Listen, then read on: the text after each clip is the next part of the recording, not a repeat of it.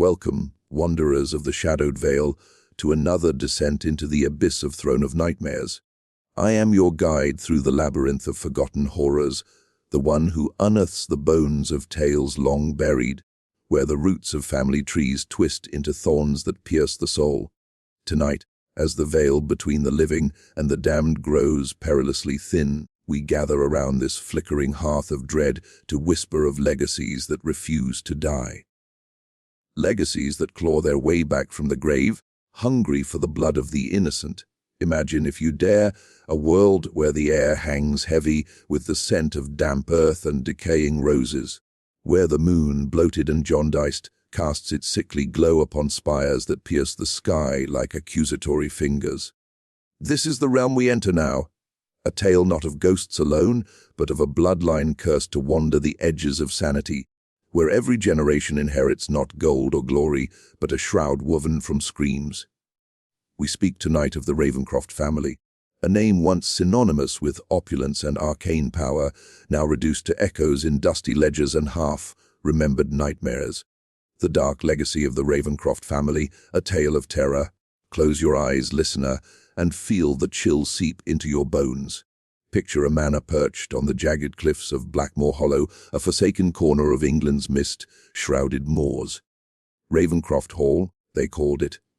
A monolithic edifice of blackened stone, its gargoyles leering with eyes that seem to follow your every step. Built in the shadow of the 17th century, when witch fires still smouldered in village squares, the hall was no mere home. It was a fortress against the light, a cathedral to secrets that the sun dare not illuminate. Windows like empty sockets stare out from its facade, and the iron gates, twisted into the shapes of ravens in mid-flight, creak open only for those foolish enough to seek what lies within. But why, you ask, should this name, Ravencroft, stir the embers of fear in your chest? Why does it linger on the tongue like the aftertaste of bitter nightshade? It begins, as all true terrors do, with a single act of defiance against the natural order. In the year 1692, amidst the hysteria of the Salem witch trials across the Atlantic. Yes, the very same year that saw innocents hanged for imagined pacts with the devil, a man named Elias Ravencroft arrived on these shores. Fleeing persecution, or so the official records claim, he brought with him not just his wife and infant son, but a locked chest bound in raven's feathers, its contents whispered to hold the forbidden tomes of alchemists long silenced by the Inquisition. Elias was no ordinary refugee. Tall as a gallows, with eyes like polished obsidian that seemed to swallow light, he purchased the barren lands of Blackmoor with coin that bore the faint, acrid scent of brimstone. The villagers, hardy folk weathered by salt winds and superstition, spoke in hushed tones of how the ground itself recoiled at his touch. Crops withered in his shadow, wells ran dry, their waters turning to ink-black sludge. Yet Elias built, oh how he built, Ravencroft Hall rising from the earth like a tumor, its foundations laid not with mortar, but with oaths sworn in blood under a moonless sky. As the years unfurled like the pages of a grimoire, the Ravencrofts prospered in ways that defied reason. Elias's wife Isolde, a woman of ethereal beauty, her skin pale as moonlight on frost, bore him 3 more children, each born on the eve of All Hallows, their cries echoing like the tolling of funeral bells. The family delved into pursuits that blurred the line between science and sorcery, elixirs that promised eternal youth, rituals to commune with the unseen, and experiments in the manor's labyrinthine cellars, where the air grew thick with the copper tang of spilled life essence. But prosperity, my dear listeners, is the cruelest illusion. For every candle lit in Ravencroft Hall, a shadow lengthened elsewhere. Servants vanished without trace, their beds left cold and undisturbed. Travelers on the moors reported glimpses of figures in tattered black cloaks, flitting like spectres through the fog, and the ravens, gathered in unnatural flocks, their glossy wings blotting out the stars, cawing prophecies that curdled the blood. It is said that Elias, in his hubris, sought to bind the family's fate to something eternal, something beyond the frail grasp of mortality. In the dead of winter 1705, he gathered his kin in the hall's grand chamber. a room dominated by a chandelier of human bones, disguised as ivory, and performed the rite of the eternal thorn. What that rite entailed none can say with certainty, for those who witnessed it were never seen again. But the aftermath? Oh, the aftermath lingers like a fever dream. The first signs were subtle. Mirrors in the hall cracking unbidden, their shards reflecting not the faces of the living, but twisted echoes of the dead. Whispers slithered through the corridors at midnight, voices not of wind or settling stone, but of kin long lost, calling names with a hunger that twisted the heart. Elias himself, once a titan of will, began to waste away, not from illness, but from within, as if his very soul were unraveling thread by thread, and yet the legacy endured. Son begat son, daughter wedded into lines of old money, and the Ravencroft spread their tendrils across the empire. But with each branch, the curse deepened, a vanishing sickness that claimed the young and the bold, leaving behind only journals stained with frantic script, pleading for release from the thorns that bind the blood. Tonight we peel back the layers of this festering wound. We will walk the halls where footsteps echo without source, descend into cellars where shadows breed, and confront the truth that some inheritances are not gifts, but chains forged in the fires of the damned. But beware, seeker of shadows, to know the Ravencrofts is to invite their gaze upon you. For in the quiet hours, when the world sleeps, you may yet hear the rustle of wings at your window, or feel the chill of a hand that passed from life centuries ago. So settle into your chair, dim the lights, and let the mist of Blackmoor envelop you. The tale unfolds, and once begun, there is no turning back. For the Ravencrofts watch, they always watch. Let us step then into the maw of history, where the year is 1723, and the winds of Blackmoor howl like the lamentations of the forsaken. Elias Ravencroft, now a spectre of his former self, his once vital frame shrunken, his eyes sunken pits that gleam with unnatural fervor, sits in the manor's library, a cavern of leather, bound volumes and flickering candlelight. The room reeks of aged vellum and the faint, sickly sweet rot of forgotten blooms pressed between pages. Before him lies the chest, its raven feather bindings frayed but intact, unlocked at last after years of tormenting dreams. His eldest son, Thorn Ravencroft, enters like a shadow given form. At 25, Thorn is the epitome of Ravencroft allure, tall and lean, with hair black as the abyss and a smile that could charm serpents from their coils. Yet there is a restlessness in him, a hunger that no feast can sate. He has spent his youth poring over his father's alchemical texts, his hands stained with inks compounded from rare minerals and, rumor whispers, the vital fluids of the unwilling. "Father," he says, his voice a silken thread laced with urgency, "the right, it calls to me." The thorns whisper of power unbound. Elias raises a trembling hand, the skin translucent as parchment, veins like rivers of ink beneath. "Power, my son, aye, but at what cost? The binding, it feeds. It hungers for the marrow of our line." His words rasp like dry leaves in a gale, but Thorn kneels undeterred, his fingers tracing the sigils etched into the chest's lid, symbols that twist the eye, promising visions of worlds inverted. Ravencroft Hall, in this era, is a microcosm of opulence veiled in dread. The grand staircase spirals upward like a serpent's spine, its banisters carved with ravens in eternal flight. Portraits line the walls, ancestors with eyes that follow, painted by artists who vanished mid-stroke, their brushes left dripping crimson. The kitchens bustle with servants, gaunt figures from the village, their faces etched with unspoken fears, who prepare feasts of game hunted under cursed moons, meats that taste of iron and regret. Thorn's siblings provide the chorus to this unfolding tragedy. His sister Elowen, a wisp of a girl at 18, with hair like spun moonlight and eyes that hold the sea's tempests, wanders the gardens by day. But at night, she slips into the conservatory, a glass-domed prison of exotic flora night, blooming cereus that unfurl petals veined with black, and thorn vines that seem to pulse with stolen life.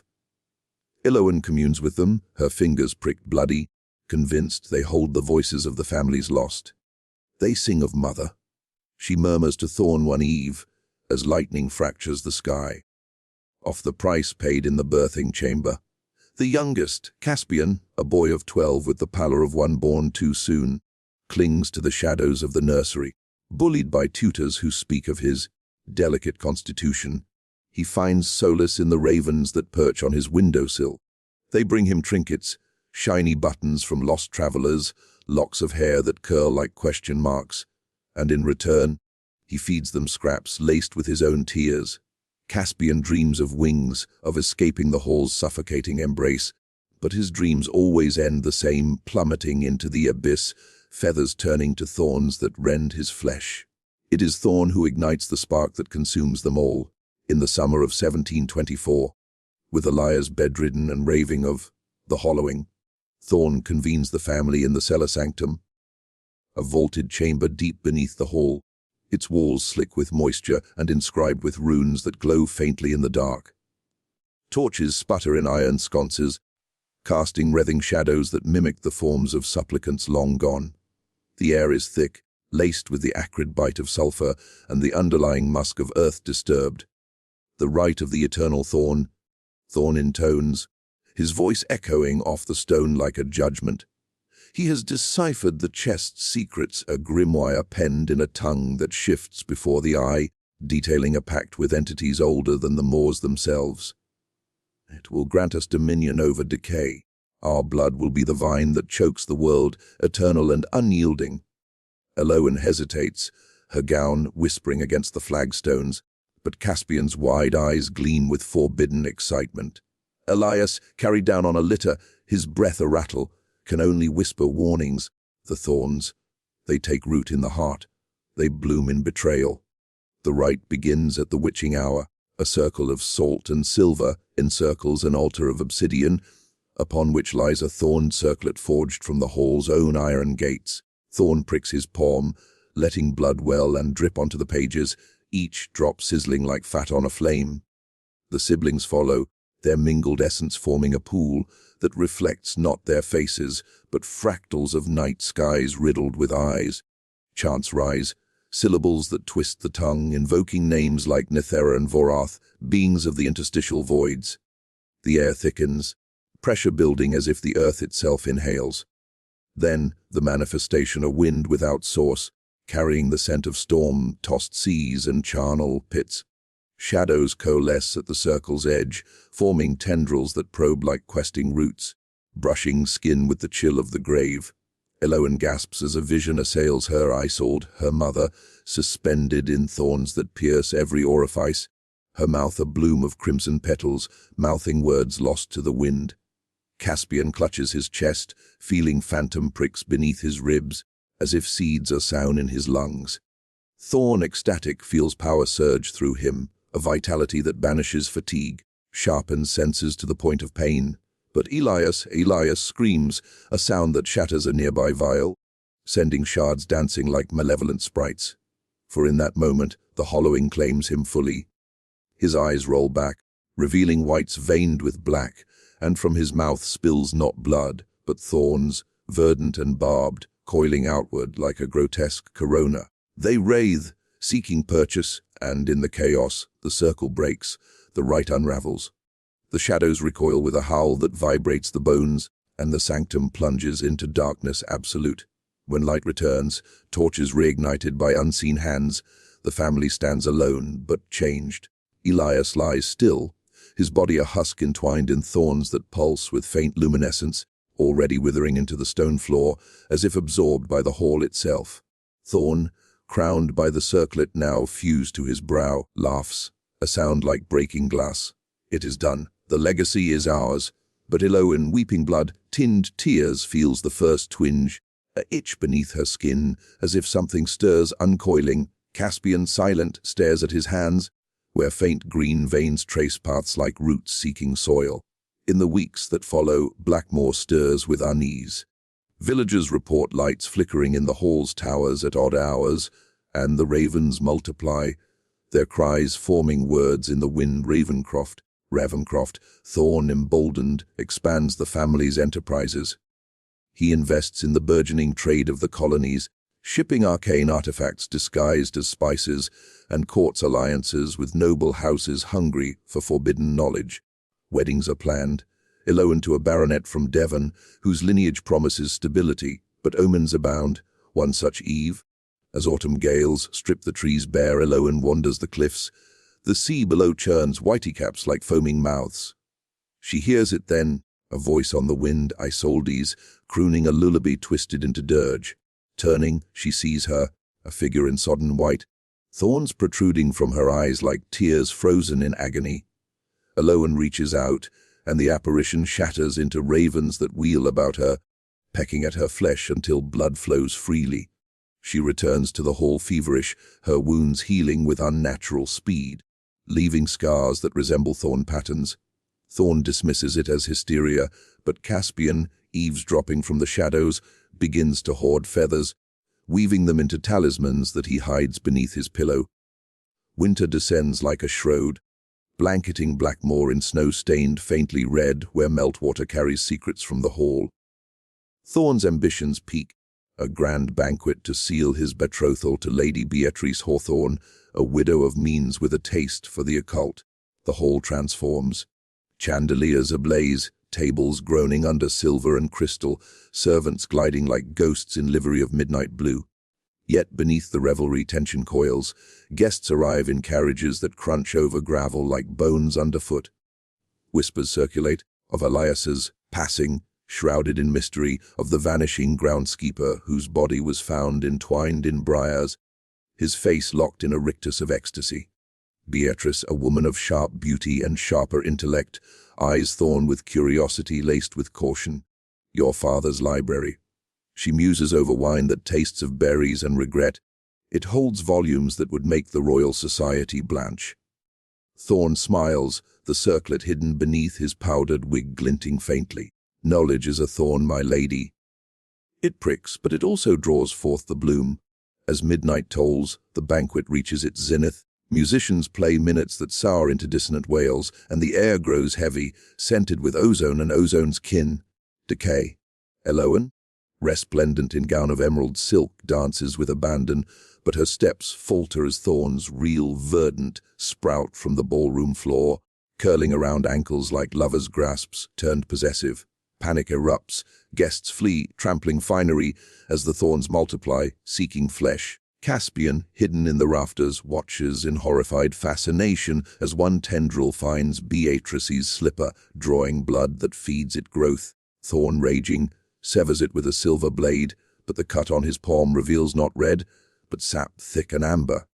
In the aftermath, the hall falls silent save for the patter of retreating rain. Elowen collapses, her body convulsing as thorns burst from her paws, small at first, then lengthening, piercing silk and skin. She thrashes, screaming of, "The binding, it pulls me under!" Thorn holds her, his face a mask of anguish, but beneath, a gleam of dark revelation. The rite demands tribute. Blood for eternity. They quarantine her in the east wing, walls hung with wards of raven feathers and salt. Caspian volunteers to tend her, his small hands steady as he extracts thorns with silver tweezers, each removal eliciting a sigh from the growths, as if they breathe. Nights pass in vigil, the boy whispering tales to his sister, of flights over moors unmarred by man, of freedoms unbound by legacy. But the curse, insidious, seeps outward. Servants fall ill, their skin mottling with green veins. Villagers shun the hall, their livestock birthing twisted young with beaks and claws. Thorn, desperate, delves deeper into the grimoire, seeking reversal. Instead, he uncovers fragments. The eternal thorn is no mere pact but a symbiosis, a parasitic vine from realms beyond, drawn by Elias's folly, now rooted in their very lineage. Spring thaws the snow, revealing graves unmarked in the family plot, earth upheaved as if by burrowing roots. Thorn's betrothal dissolves in scandal, Beatrice fleeing with tales that poison the family's name in London salons. Alone, the siblings huddle, the hall a tomb of echoes. It is then in the bloom of May that Caspian vanishes, gone from his bed, the sheets twisted into shapes like wings. A single feather remains, black and iridescent, etched with a thorn sigil. Thorn searches the moors, Elowen trailing, her body a lattice of scars. They find Trace's footprints diminishing into brambles that part like welcoming arms, leading to a hollow where the ground yawns. A pit lined with thorns, at its bottom, Caspian's shoe, pristine amid petals of congealed blood. Grief hardens Thorn. He swears vengeance on the right, but the circlet whispers otherwise, urging expansion, urging sacrifice. Elowen, weakening, confides her visions the family tree not of wood, but of flesh, branches ending in screaming faces, roots delving into abyss. We are the soil, brother. She breathes, thorns budding on her lips, and the vine drinks deep. As summer scorches the land, the hall becomes a prison. Windows seal with thorny overgrowth, doors warp, handles sprouting barbs. Thorn's experiments turn frantic. Elixirs brewed from raven hearts and sisters' blood, potions that grant visions but erode the mind. He sees them. The entities, formless hungers with eyes like voids, circling the hall in perpetual dusk. Elowen's decline accelerates. Bedridden, she claws at walls, carving sigils that weep sap.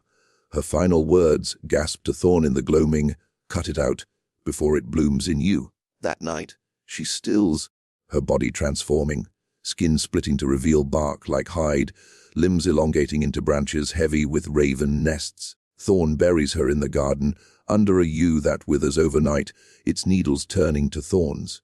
Now solitary, Thorn confronts the legacy's core. In the sanctum he confronts the grimoire, demanding truth. Pages turn of their own, revealing the prophecy. The thorn binds the first, hollows the second, claims the third in flight, and crowns the fourth in madness. But the fifth shall sever or be severed eternal? Thorn, the fourth, feels the crown tighten, madness nibbling at reason's edges. He pens letters to distant kin, cousins in the colonies, unaware of the blight, warning of inheritance accursed. But the ravens intercept, shredding missives, their beaks stained with ink blood. Autumn returns, leaves falling like confetti from a funeral. Thorn wanders the cliffs, circlet burning, visions plaguing Elias, entwined eternal Isolde, thorn veiled bride Elowen, arboreal sentinel Caspian, winged shade wheeling overhead. The sea calls, waves crashing like applause for the damned. In a moment of clarity or delusion, he hurls the grimoire into the abyss. It plummets, pages fluttering like dying moths, but the wind carries echoes laughter. Serpentine and satisfied, the thorns within him stir, coiling toward bloom. And so the first cycle closes, but the legacy endures, passed like a poisoned chalice to the fifth, unborn in shadows across the ocean. Blackmore falls silent, the hall standing sentinel, waiting for blood to call it home. The Atlantic, vast and unforgiving, carries whispers on its salt-lashed winds. It is 1752, and the ship bombing slices through fog banks thick as morning veils. Bound from England's corpse, cold shores to the fledgling colonies. Aboard, in a cabin reeking of tar and bilge, young Harlan Ravencroft. Thorn's cousin, the fifth of the prophecy, clutches a locket etched with the family sigil, a raven pierced by thorn. At 22, Harlan is a scholar of natural philosophy, his mind a forge of reason, untainted by the Moor's miasma. Letters from Thorn arrived fragmented, warnings scrawled in hasty flee the name. The vine seeks roots anew, but fate, that capricious weaver, ignores pleas. Harlan's father, a lesser branch wilted in obscurity, perished months prior. Found in his study, throat slit by quill-turned blade, walls inscribed with pleas in his own blood. Inheritance summoned Harlan home, only to find Ravencroft Hall a mausoleum, its sole occupant a madman in the tower raving of crowns and hollowings. Thorn, aged but unbowed, greets his kin with eyes fever bright. "You are the severance," he croaks, chains of thorns grown from his flesh, rattling. Harlan, repulsed yet compelled, listens to the tale right. Siblings lost, the grimoire's devouring hunger. Burn it all. Thorn urges all and bloodline. Else it blooms eternal. Harlan flees that night, the locket burning against his chest like a brand. The e-bombing bears him to Boston, where cobblestone streets pulse with revolutionary fervor and Puritan ghosts. He settles in Salem, irony's cruel jest, adopting the name Blackwood to bury the past. A modest apothecary shop becomes his sanctuary. Shelves lined with herbs and vials, the air fragrant with lavender and laudanum, masking the faint. persistent scent of earth. Yet the legacy pursues like a shadow at noon. Dreams assail him, thorns coiling through veins, ravens pecking at eyes, voices carousing sever or be severed. Patrons notice changes Harlan's once, steady hand trembles when compounding remedies his eyes. Hazel turned obsidian seem to pierce souls. He weds Eliza Hawthorne, distant kin to Beatrice, a seamstress of quiet strength, her laughter a balm against encroaching night. Their home, a clapboard house on the harbor's edge, creaks under autumn gales. Eliza bears a son, Elias Tood, in 1755, named in unwitting irony, his cries sharp as thorns. Bliss fragile shatters in the winter of 56. Harlan wakes to find the locket open, its miniature portrait of Thorne cracked, revealing beneath a map coordinates etched in Thorne ink, leading to a severance glade in the wilds of Pennsylvania. Compelled, he journeys alone, leaving Eliza with tales of scholarly pursuit. The road west is a gauntlet of frontier perils, wolves with eyes like embers, settlers muttering of Indian spirits roused by English greed. In the glade, a copse of ancient oaks rimmed by briars. Harlan finds the grimoire, half buried, pages furled like petals. It pulses under his touch, and visions flood the rite's origin, not Elias's invention, but unearthed from barrows predating Rome, a Celtic curse on bloodlines that meddle with the other world. The book demands severance, a ritual to excise the vine, requiring sacrifice of kin, blood under a blood moon. Harlan recoils, but the thorns stir, faint itches beneath his nails, green shoots in his dreams. Returning to Salem, he conceals the tome in his shop's false panel, but omens multiply. Eliza's needle, pricked fingers heal with bark like scabs. Elias I gurgles words untaught. Ravencroft, hollow spring 1757 brings the bloom. A customer, a gaunt preacher fleeing debtor's prison, collapses mid-transaction, his body convulsing as thorns erupt from mouth and ears. Coiling to spell accusations, witch bender! The mob gathers, echoes of 1692 resounding in their cries. Harlan barricades the shop, but flames lick the walls, driven by wind that carries raven screeches. Escape is narrow. Harlan, Eliza, and Babe fleeing through back alleys, boarding a sloop to Philadelphia. There, in the city's Quaker calm, they rebuild.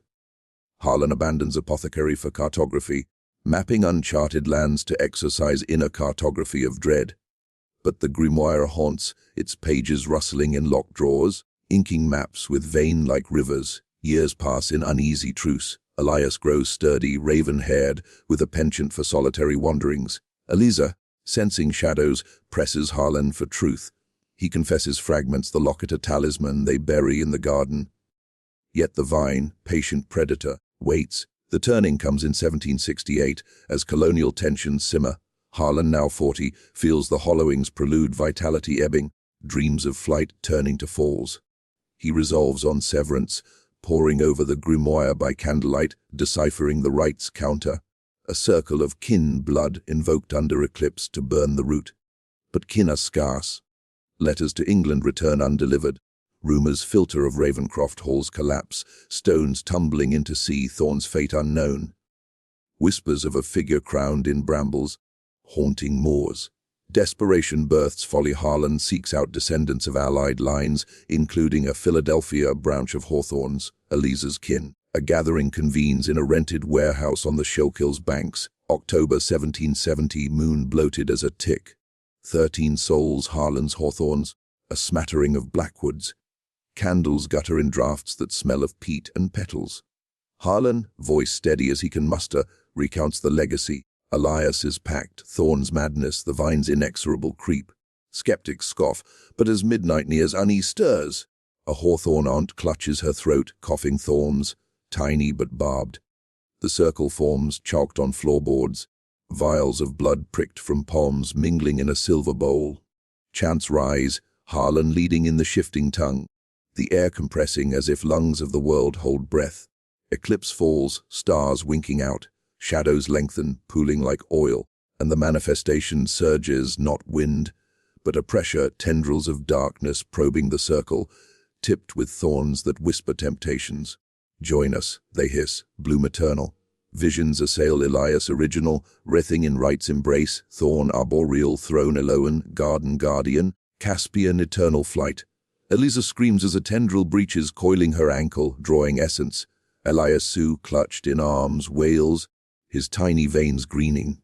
Harlan slashes with a thorn dagger from the grimoire, severing the link, but Price exacts. The aunt crumples, her body hollowing inward, collapsing to dust and briars. The rite completes in frenzy, blood igniting in the bowl, flames green and voracious, consuming shadows. The pressure breaks with a crack like thunder, leaving silence profound. The circle smokes, wards intact, but scars linger, participants marked with faint thorn traceries, dreams forever tainted. Triumph soars swiftly. News arrives. Philadelphia's Hawthorne estate overrun by briars overnight, family vanished, walls etched with severed, but not slain.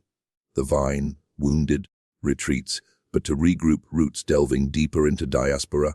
Harlan relocates family to Virginia's backcountry, a cabin amid tobacco fields, hoping distance dilutes curse.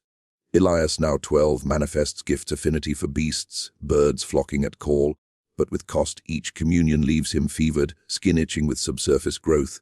The revolution erupts, 1775, a cauldron mirroring inner turmoil. Harlan enlists as surgeon, tending patriots' wounds with remedies laced unwitting with grimoire extracts. Healing accelerated, but survivors report nightmares of thorny crowns. Eliza, left with Elias, fortifies the cabin's salt lines, raven feathers warding doors. Battlefields become Harlan's crucible. At Saratoga, amid powder smoke and moans, he encounters a British officer, Captain Thorne Blackwood, deserter bearing the Locket's twin. Kin revealed, Thorne's bastard smuggled to colonies. The man, wild-eyed, mutters of Moor's hauntings, ravens guiding him across ocean. Alliance forms uneasy, Blackwood's knowledge of reversal rites, Harlan's desperation. They plot amid war's chaos, a grand severance invoking all known Ravencrofts under Yorktown's siege. But betrayal festers. Blackwood, hollowed subtly, sabotages, poisoning elixirs with vine essence, turning allies' veins to conduits. Climax crashes in 1781, Yorktown's redoubts. Eclipse aligns with bombardment, cannon, thunder masking chants. Gathered in a commandeered church, 20 Ravencrofts, scattered kin summoned by frantic missives, form the circle. Harlan and Blackwood lead, but treachery unveils. Blackwood's eyes blacken, Thorne's crowning scalp. He lunges, dagger drawn, proclaiming, "The vine crowns the faithful." Melee erupts. Blades clash, blood spills, feeding the circle's flames. Eliza, arrived with Elias, wields axe, severing Blackwood's arm, Thorne spraying like Eka. The boy, central channels unintended, his call summons ravens en masse, blotting moon.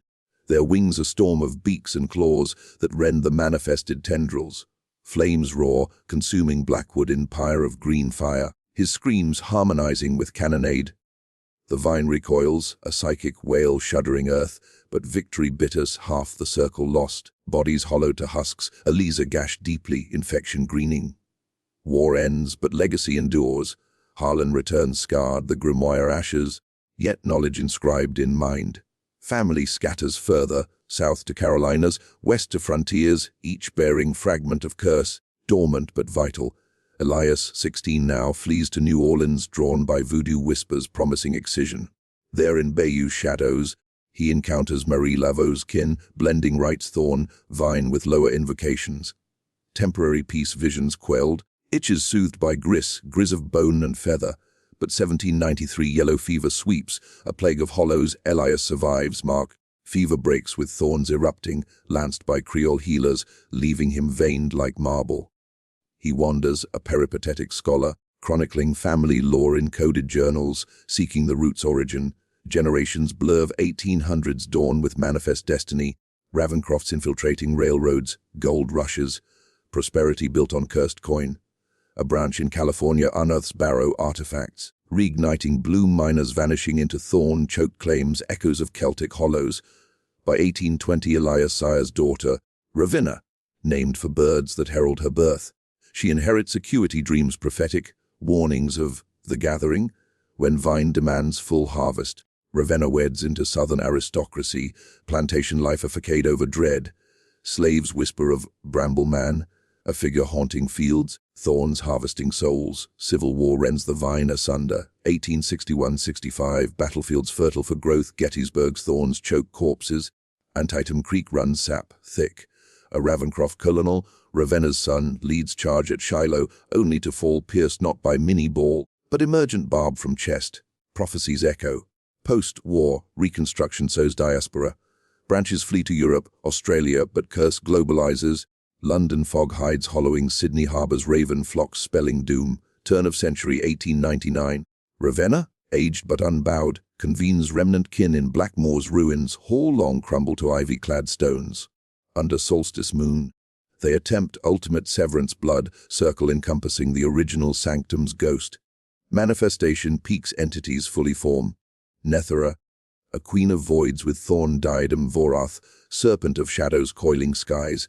Kinfall hollowed in mass, but Ravenna, central, invokes Lo, alliance from Sun's journals. Spirits clash, Gris flames versus void tendrils, culminating in Ravenna's sacrifice.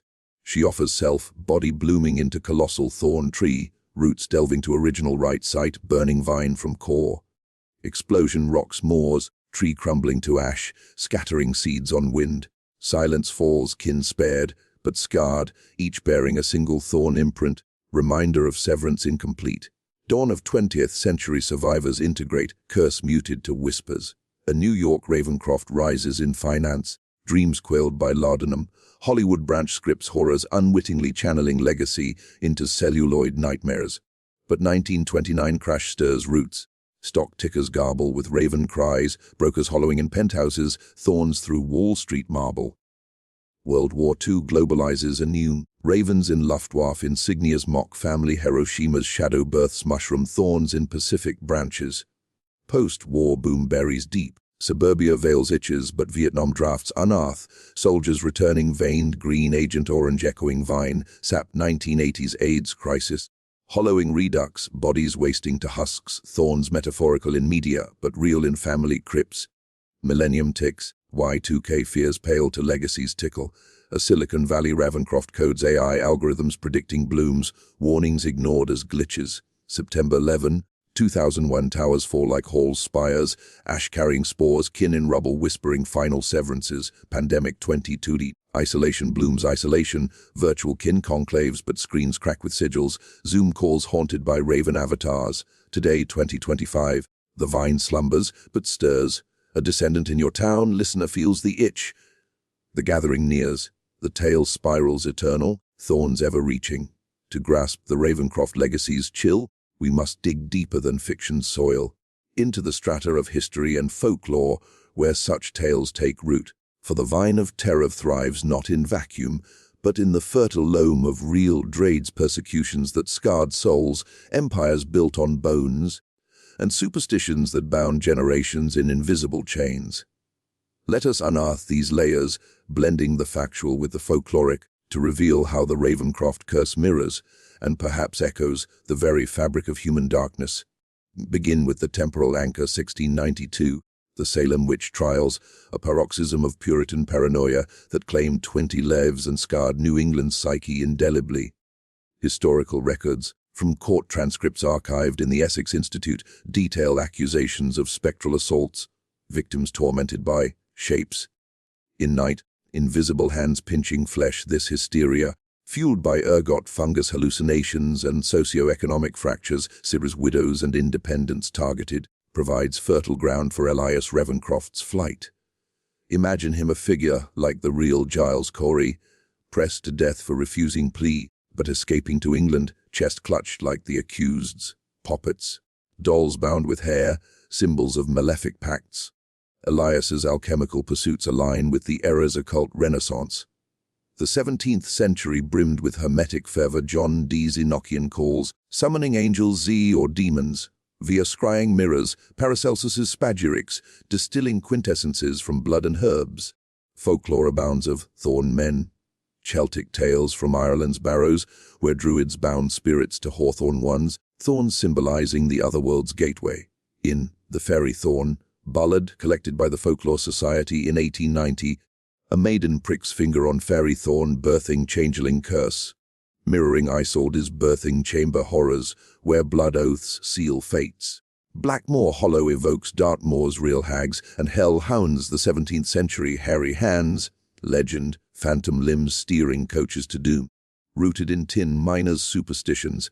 The moors, pocked with taws-like clawed fingers, hosted pixie-led wanderings, folklore of Willow, the wisps luring to bogs, preserved in Sabine Baring, Gode's 1901 Book of Dartmoor. Ravencroft Hall parallels Chatsworth or Fonthill Abbey, Gothic revivals by 18th century eccentrics like William Beckford, whose Vathek, 1786, weaves Orientalist sorcery with familial decay, abbeys crumbling under hubris.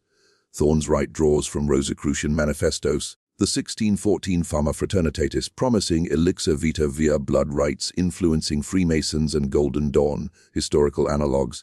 The 1745 Hellfire Club of Sir Francis Dashwood, caverns at Medmenham Abbey hosting mock black masses, thorn circlets parodying Christ's crown in profane ecstasy. Elias's wasting evokes consumption's hollow, tuberculosis rampant in damp English manners. Dickens' Bleak House, a 1853 detailing White Plague victims, lungs hollowed like gulls, folklore blaming vampiric familiars. Caspian's avian affinity taps corvid lore. Ravens as psychopomps in Norse myth, Odin's Hugin and Munin, thought and memory, or Welsh Bran as raven-headed king, head buried at Tower of London warding invasion. In Appalachian folklore, post-colonial migration carries raven calls, of death, collected in Vance Randolph's 1947 Ozark Magic. Eloin's garden visions echo the green man foliate heads in medieval churches, fertility deities turning necrotic, as in Lady Raglan's 1939 theory linking to pagan wild men. Transatlantic transplant, Harlan-Salem irony rooted in 1692's aftermath. Cotton Mather's Wonders of the Invisible World 1693 catalogues, thorn devils, imps afflicted with pricks. Colonial apothecaries like Harlan blended European herbals with native remedies, Cherokee, bloodroot, for purification, but folklore warns of devil's snare, vines ensnaring souls. The Ebonwing's voyage mirrors slave ships' horrors. Zong Massacre, 1781. 132 Africans thrown overboard for insurance, blood-feeding oceanic entities in Vodan tales. Philadelphia's Quaker Haven contrasts. 1682 founding by William Penn as Holy Experiment, but undercurrents of spectral unrest, ghosts of Lennep displaced, as in folk histories. The 1793 yellow fever killing 5,000 was blamed on miasma from ship, but African-American nurses like Onesimus C. Variolation Pioneer invoked root work against Orlo plagues. Revolutionary War ties. Yorktown 1781 siege, French fleet blockading Chesapeake, mirrors eclipse Wright's thunder. Washington's Culper Ring used raven, feather inks for invisible messages, folklore enhanced. Blackwood's betrayal evokes Arnold's treason, 1780. Rooted in British gold. Vine as metaphor for imperial tendrils. New Orleans leg voodoo's syncretism. Marie Laveau's 1801-1881's blending Congo and Kisi with Catholic saints using thorn congas for bindings. Bayes host Rougarou werewolves, thorn fetishes warding per New Orleans historic voodoo museum archives. Manifest Destiny era California Gold Rush 1849 unearthed Miwok barrows. Spirits roused per Alfred Kruber's ethnographies. Thorn vines echo. Kudzu curse, invasive Japanese plant post-WZM, folklore of smothering homesteads. Civil War horrors substantiate Gettysburg's high watermark, littered with 51 Zarozan casualties. Fields thorned, with bayonets, Devil's Den boulders hiding hollow men. Anti-items, Bloody Lane, ran red. Miller's cornfield folklore claiming ghosts harvesting eternal. Gilded Age opulence, New York financiers like Ravencroft's parallel J.P. Morgan's Occult Library acquiring grimoires. 1929 crash, Black Tuesday suicides from windows, orloed by ruin, echoing Great Depression hobo signs warning of bramble bosses. W.W. Ravens in Nazi iconography mockoed in Auschwitz, thorn wire, fences, barbed, literal and psychic.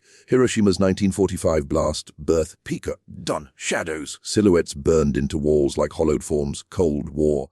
Vietnam's Agent Orange into 7-1 defoliated jungles, vine death, birthing generational defects, 3-4 million affected per Vietnamese Red Cross. AIDS 1980s gay plague stigma hollowing bodies, thorns in activist art like Keith Haring's Radiant Babies pierced. 9/11 Twin Towers fall, 2977 dead, ash spores in lungs, EPA downplayed, but survivor tales of ghost dust, COVID-19 T20 lockdowns, 7 million global dead. Isolation blooming paranoia, ravens scavenging urban dead zones. Culturally, thorns symbolize biblical crown of thorns, Christ's passion, fairy tales sleeping beauties pricked into stasis. Psychological Jung's shadow archetype inherited unconscious, family complexes as vines. Folklore global Japanese yukai ship, thorn spirits African Anansi tales of web thorns trapping fools. Universal bloodlines as curses, from Greek Atreus's feast to Haitian zombie lineages. Thus, Ravencroft's weave history's dreads distilled into eerie authenticity, reminding legacies linger thorns ever underfoot. Now delve beyond narrative's veil, into the psyche's shadowed recesses where the Ravencroft tale resonates as more than mere spectre. It as a mirror to the human soul's frailties, reflecting universal terrors etched in our collective unconscious.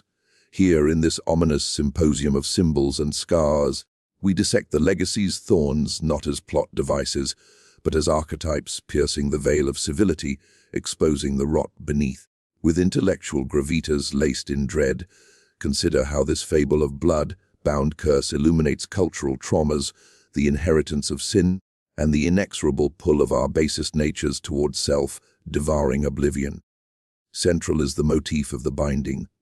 The eternal thorn as synecdoche for generational trauma, a psychoanalytic vine rooted in Freud's totem and taboo 1950, where primal patricide births neuroses passed patrilineally. Elias's right, hubristic pact with the void, echoes the Oedipal wound father's forbidden knowledge devours sons, thorns crown a phallic circlet of madness, hollowing autonomy. Harlan's severance attempts, ritual circles of mingled blood, invoke Murray Bowen's family systems theory, where enmeshment, the vine's tendrils, transmutes differentiation into dissolution. To sever is to excise self, leaving phantom itches of lost wholeness. Symbolically, thorns embody the Jungian shadow, that repressed underbelly, familial and cultural, manifesting as Nethera and Voroth, feminine void as devouring mother, and masculine serpent its rich chthonic instinct. Caspian's flight avian apotheosis represents the pure Etenus fleeing integration, wings clipping into thorns of unmet potential. Eloan's arboreal stasis critiques the anima's betrayal, woman's intuition, garden nurturer, perverted into thorned guardian, echoing patriarchal folklore where Eve's apple births cursed fruitage, women as vessels for male folly's bloom. Psychologically, the hollowing evokes Lacan's reel, the unrepresentable trauma erupting through symbolic order, family name, societal roles. Ravencroft's vanishings, bodies absorbed into Hall's stone, symbolize objection, Christeva's corpus expelling the self to preserve ego, yet inviting return of repressed. Modern descendants muted curses, itches in suburbia, algorithmic glitches, mirror Baudrillard's simulacra, hyperreal dread, where authentic horror dilutes to viral memes, yet festers in digital veins. Universal fears crystallize a fear of inheritance, not wealth but entropy, the thermodynamic second law writ personal, bloodlines decaying like Ravencroft Hall's spires. This ties to existential dread, Camus's absurd thorns laughter amid chaos, absurd defiance against Vine's Sisyphean regrowth. Cultural trauma amplifies colonial branches hollow Salem's witch wounds, revolutionary rights scar independence with interdependence's curse. America's city on hill, thorned by original sins of displacement, slavery's briars choking reconstruction fields. In Southern Gothic vein, Faulkner's Absalom, a 1936. Sutpen's 100 as Ravencroft parallel, incestuous legacies birthing malformed hairs. The vine critiques Southern honors rot, plantations as thorn-choked Edens. Globally, Haitian Vaudan infusions reflect syncretic resistance, lower as counter-shadow. Ravenna's sacrifice a Lacanian jouissance, painful ecstasy severing master signifier the name. Human nature's dark undercurrent, the right's hunger mirrors Gerardian mimetic desire, kin devouring kin in scapegoat cycles. Eloan's pricks feeding familial maw. Darwinian twist, vine as parasitic adaptation, bloodlines as evolutionary traps, altruism's thorns piercing kin selection. Nietzschean abyss gazes back. Thorn's madness, Übermensch crown warping to slave morality's self-flagellation, eternal recurrence as cursed loop. Gendered lenses sharpen, women's roles. Isolde's birthing Eloan's stasis, embody Butler's performativity, bodies scripted as vessels, thorns punctuating reproductive dread. Men's hollowings critique toxic legacy, Elias's pact, patriarchal overreach birthing emasculated hairs, Harlan's surgeries futile against psychic castration. Contemporary echoes climate anxiety as global vine, kudzu overgrowth, wildfires blooming thorns of loss, social media's hollowing, feeds devouring attention, raven algorithms pecking souls, Favmetu as severance right, naming abusers to excise cultural thorns. Thematically, the tale warns of hubris's harvest, enlightenment reason, Harlan's maps thorned by romantic sublimes, Moore's voids, post-colonial empires, diaspora scatters seeds, 9/11's ash, spores globalizing trauma, COVID's isolation blooming collective hollow. Ultimately, Ravencroft posits no redemption, severance wounds deeper, fifth generation itches, eternal reminder we are the vine, thorny symbiosis of light and shadow. To know self is to feel the prick, to deny invites bloom. Listener, does your vein green? The legacy watches, thorns poised. And so, the tendrils of the Ravencroft legacy retract into the fog of Blackmoor, leaving behind not closure, but a lingering abrasion, a subtle itch beneath the skin of history, reminding us that some curses are not broken, but merely pruned. Awaiting the next season's surge, we have traversed the manor's shadowed halls, felt the chill of rites inturned in blood, witnessed generations hollowed by a hunger older than stone. From Elias's defiant pact to Ravenna's sacrificial blaze, the vine has woven its pattern a tapestry of ambition unraveled by its own barbs, where prosperity blooms only to wither into thorns that claim the marrow. Reflect, wanderer, on the echoes that persist, in the quiet of your chamber, as the world beyond slumbers under September's harvest moon. Do you not hear it? The faint rustle, like silk tearing slowly, or wings brushing against window panes unlatched. The Ravencrofts are gone, scattered to winds, their name faded to footnote in dusty archives, but their essence endures, a psychic spore carried on the breath of tales like this. For what is a family but a chain of unspoken oaths, each link forged in the fires of unacknowledged sins? The hall may crumble, the grimoire ash, yet the right lives in us all, that primal urge to bind the ephemeral to eternity, heedless of the cost exacted in screams and vanishings. Consider the modern inheritor, perhaps a descendant in your very town, sifting ancestry sites under fluorescent hum, unearthing not gold, but the sigil's faint trace in a great grandmother's locket. They feel it first as whimsied a penchant for solitary walks on fogged moors, or dreams of flight clipped short by verdant coils. Then the prick, a paper cut that heals too swiftly, veined with green, a raven perching unnaturally close, eye gleaming with ancestral knowing.